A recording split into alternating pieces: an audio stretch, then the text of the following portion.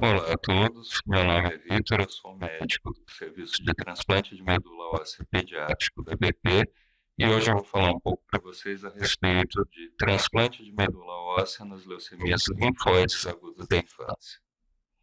A maioria das leucemias na infância, as leucemias linfóides agudas, que é o subtipo de leucemia mais comum na infância, vão ser curadas através da poliquimioterapia. Então, a grande maioria desses pacientes não vai precisar do transplante de medula óssea.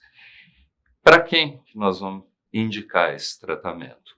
Então, principalmente em algumas situações muito específicas. Por exemplo, nos bebês, nos lactentes, especialmente nas crianças que apresentam um quadro de leucemia abaixo de 6 anos, desde que ainda associados a alguns fatores em que a gente sabe que o resultado vai ser pior com a quimioterapia, algumas mutações genéticas específicas, ou aqueles pacientes que têm uma resposta insatisfatória logo ao início do tratamento, a quimioterapia indutória.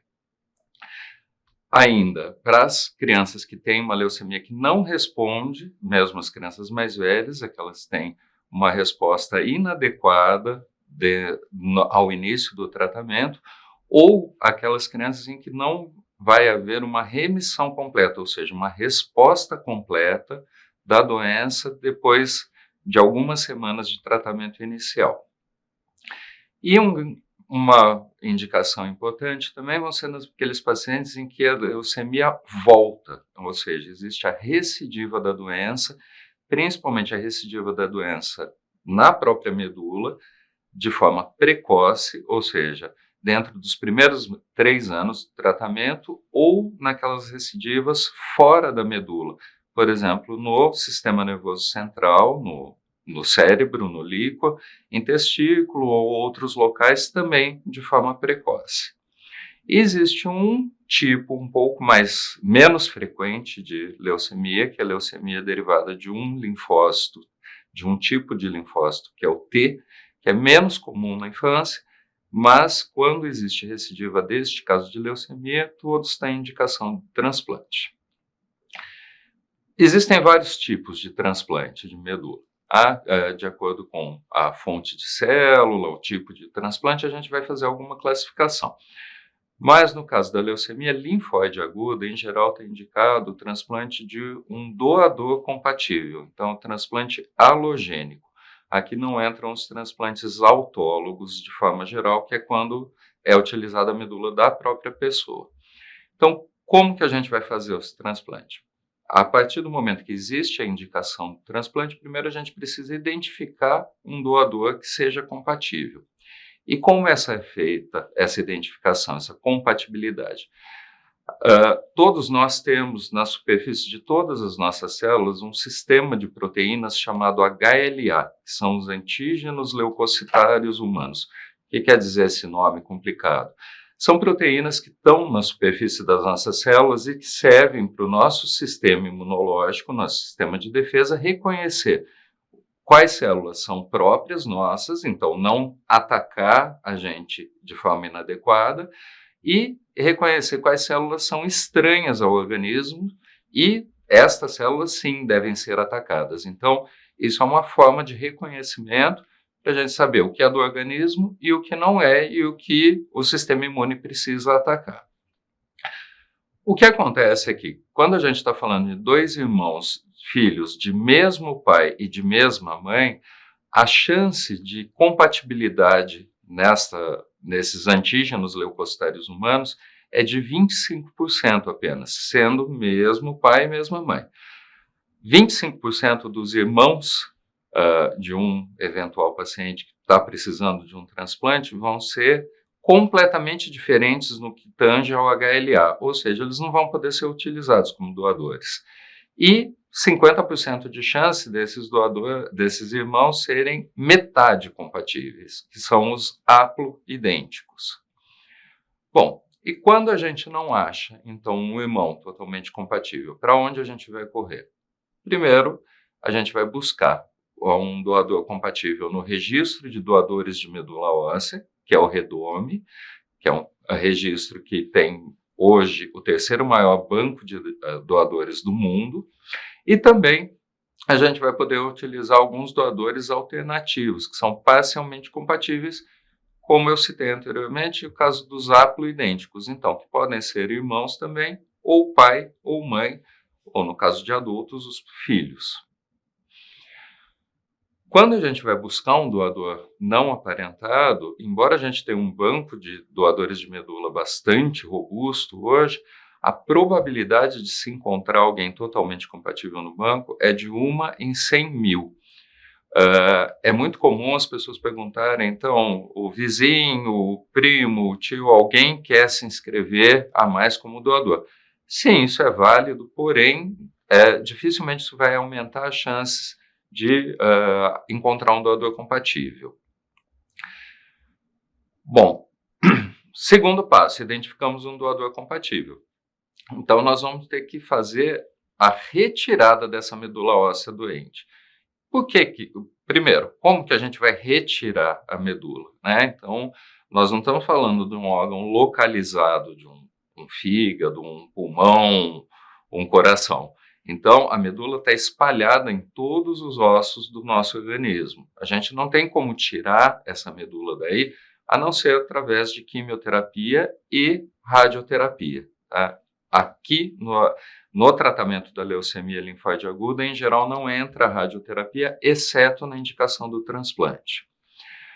Bom, e por que nós precisamos retirar essa medula?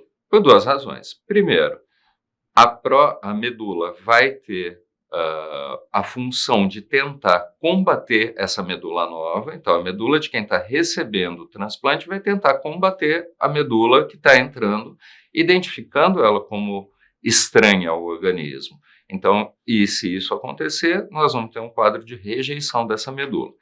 E a segunda razão é eliminar possíveis células da leucemia que tenham sobrado no organismo, que não são detectadas pelos métodos de exames laboratoriais que a gente dispõe atualmente. Bom, retirada essa medula, nós vamos coletar a medula do doador para infundir neste receptor, nessa pessoa que está precisando do transplante.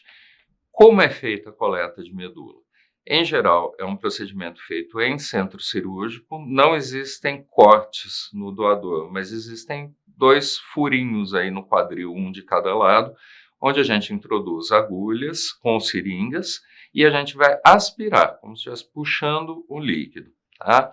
O doador normalmente fica internado de um dia para o outro e tem praticamente nenhuma sequela. O que sobra de sequela é muito imediato, um hematoma, uma dor no local, algo que se resolve em muito poucos dias.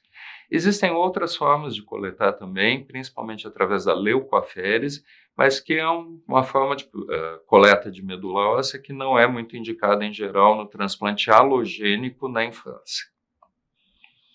Então, a medula coletada visualmente é muito parecida com um sangue mesmo. Então, a gente vai coletando e introduzindo numa bolsa, e essa bolsa depois vai ser levada para o quarto do paciente, depois de realizados alguns controles de qualidade, algumas manipulações, e ela vai ser infundida como se fosse uma transfusão de sangue. Então, no transplante de medula óssea, não existe exatamente uma cirurgia, diferente de um transplante de um órgão sólido.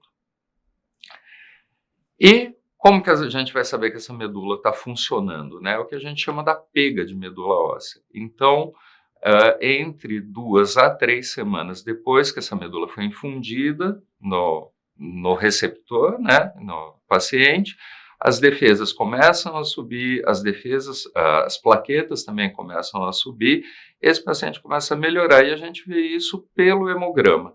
E aí, normalmente, é neste momento em que a gente vai dizer que a medula pegou e que o paciente vai de alta e continua o seu segmento ambulatorial. Ou seja, ele continua vindo ao hospital em consultas 1, 2 vezes por semana, de acordo com a necessidade dele, até que essas consultas vão sendo espaçadas. E mais algumas curiosidades aqui para encerrar então a nossa conversa. Lembrar que o procedimento de doação de medula óssea é bastante seguro, o doador não tem sequelas, exceto um pouquinho de dor aí, algum hematoma por poucos dias. O doador, ele pode estar localizado em qualquer local do mundo, principalmente no caso do transplante não aparentado, e a medula é coletada de preferência sem deslocar o doador. Então, se o doador está na Alemanha, ele vai coletar a medula lá. No caso dos doadores não aparentados, inicialmente doador e receptor não se conhecem, mas eles podem se conhecer após alguns meses do transplante. Uma coisa interessante também, um fato interessante, é que quem recebe um transplante de medula, se for de tipo sanguíneo diferente, passa com os meses a ter o tipo sanguíneo novo do doador. São usadas medicações para evitar rejeição por alguns meses, mas normalmente não são utilizadas medicações para o resto da vida. Agora, o acompanhamento médico de um paciente transplantado sempre é feito para a vida toda. Muito obrigado por assistirem esse conteúdo.